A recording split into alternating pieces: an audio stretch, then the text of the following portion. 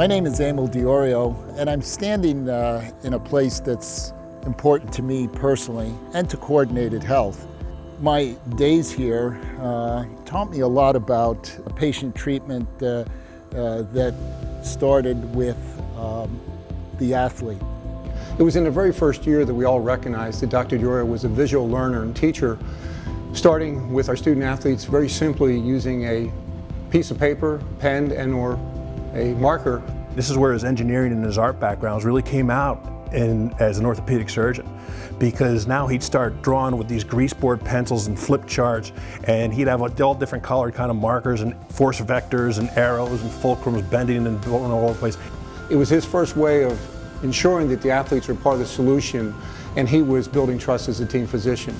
Coordinated Health used to have these Friday morning clinics at 7 a.m. There would be athletic trainers, there would be physical therapists.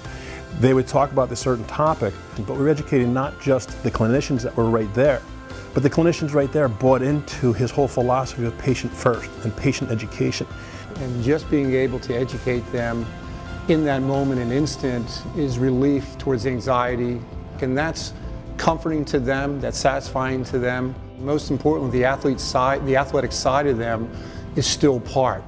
We've come a long way since the pencil and paper method of educating student athletes, and we're now in the age of iPads, and it's really given us a unique and an in-depth glimpse into the human body. It was never difficult to adopt change, because all you do is you put just good people that treat each other well in the same room and say what's best for the patient. Coordinated Health has grown quite a bit through all the years. Everyone at Coordinated Health, from front office to back office, physicians, imaging coordinators, they treat all the patients as though they're their own family. We're looking forward to making a change, a dent in the healthcare universe, as we call it.